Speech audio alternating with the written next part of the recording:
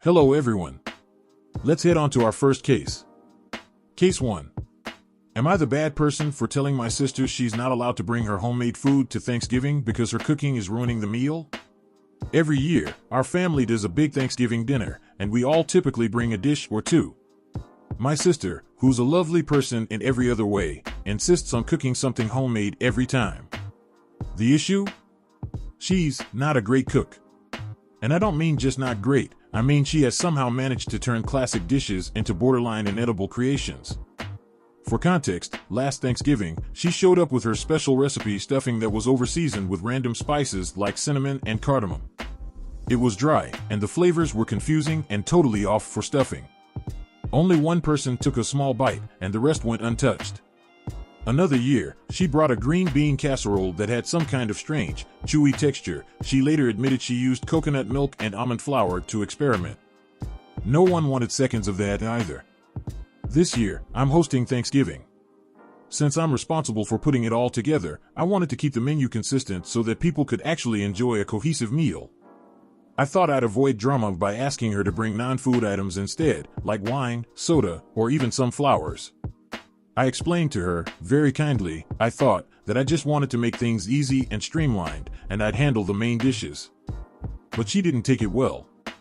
She got offended and told me I was being controlling and shutting her out of the family gathering.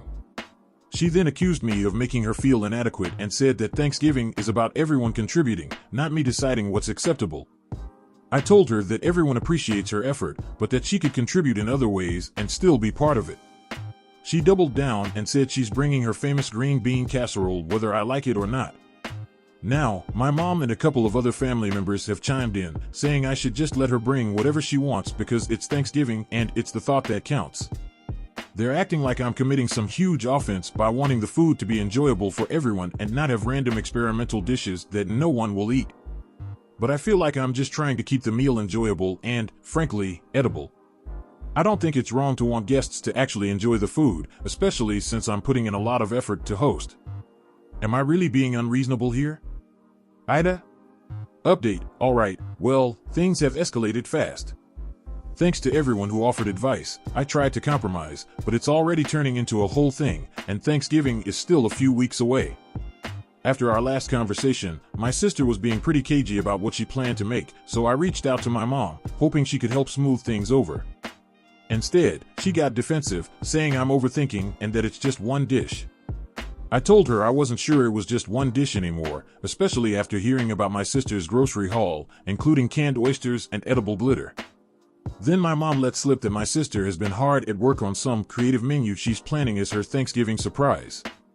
Apparently, she's been telling the family group chat, which I wasn't included in, by the way, that I'm being controlling and that she wants to expand everyone's palate with something truly unique.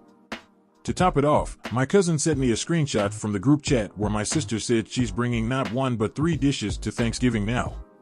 She's calling them her Thanksgiving trio experience, complete with their own place settings and little menu cards she's designing. I'm officially panicking because I have no idea what she's planning to serve, and from what I've heard, it's not remotely traditional. At this point, half the family thinks I'm overreacting, while the other half is texting me with things like, is she really bringing glittered sweet potatoes? I feel stuck. If I try to control it anymore, I'm the bad guy, but if I don't, Thanksgiving might turn into a tasting event for my sister's avant-garde cooking. So yeah, Thanksgiving is weeks away, and it's already become a family spectacle. I don't know whether to brace myself or just preemptively order pizza. What do you guys think? Lay down your ruling in the comments section and let's move on to our next story. Case 2. Am I the bad person for not agreeing to go prom dress shopping with my dad's wife, aka stepmother, aka the affair partner? My mom was best friends with Jen since they were kids. They met in first grade and were inseparable after that point. My mom and dad met in college and got married a couple of years after they graduated. I was born a year into their marriage. After mom had me, Jen had 2 kids, and she was single, so my mom would help her out. But then when I was 5-ish, my mom found out dad was the father of Jen's kids and that they'd been having an affair for who knows how long. My mom divorced my dad. My dad didn't want to divorce my mom.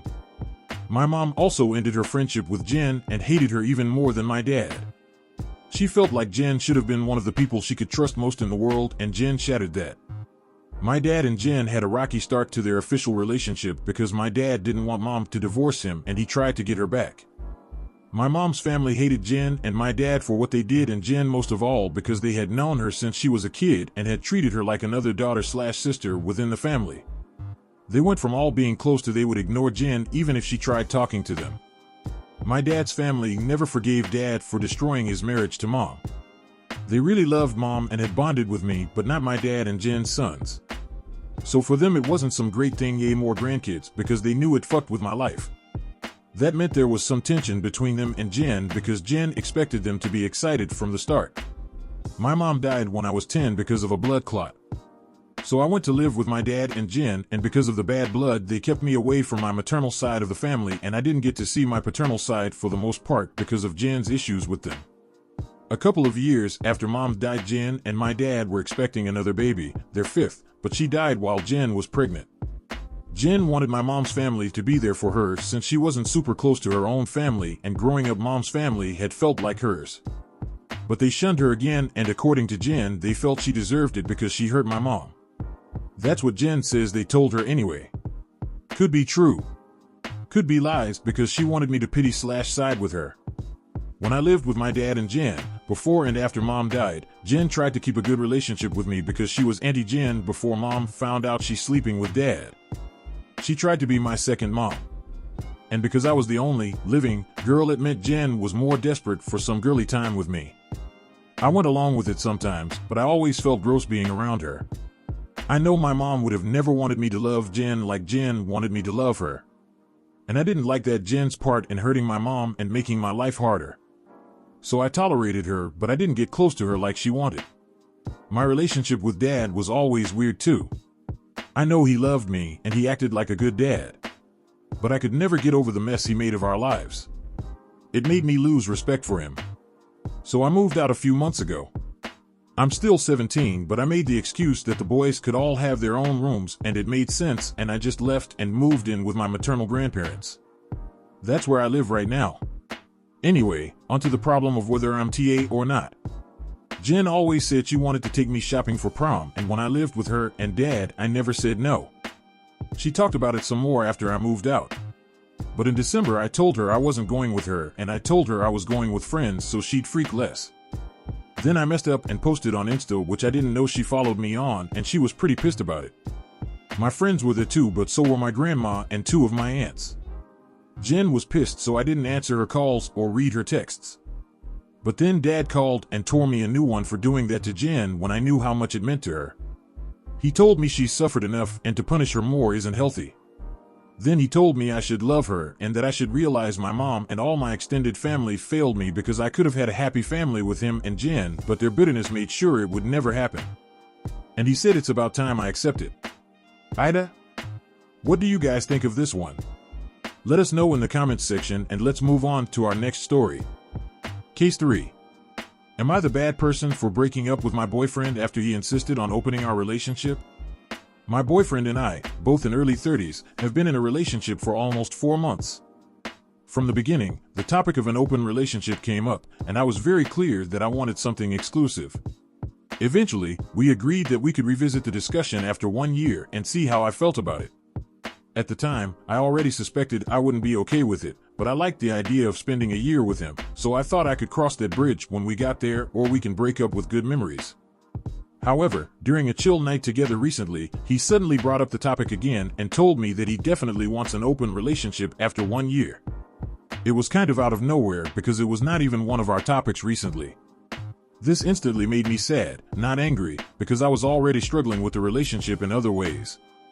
I had been trying to convince myself that I could deal with certain issues, such as his tendency to be selfish in many topics, ignoring my emotions if they are not matching with his, and a sex life that hasn't been as fulfilling as I'd hoped, even though I brought up the subject so many times. I told him that his timing really upset me because I wasn't prepared to have this conversation, especially when we were already dealing with other issues. He apologized for bringing it up after seeing how sad I was. But the next day, I realized I was done. When I told him, he got angry and upset, saying I hadn't even thought it through, that our sex life was just fine, and that I was making up problems in my head. He also said that we had promised each other a great 1 year relationship, and now I was just giving up. I'm actually not someone who quits things easily. But the way he handled this topic, with such a strong focus on what he wants, rather than how I might feel, made me even more frustrated. And at this point, I don't even feel like I can bring up how I feel, because it would just make him angrier and he wouldn't consider what I say. Now I'm wondering if I should have even started this relationship in the first place. Am I being unreasonable for ending things? I do not want to feel guilty. You've sat down, you've listened. Now, it's time to state your ruling. What is it gonna be? Let us have it down in the comments section down below. Thank you for watching. Please like this video if you enjoyed it and subscribe for more cases like these.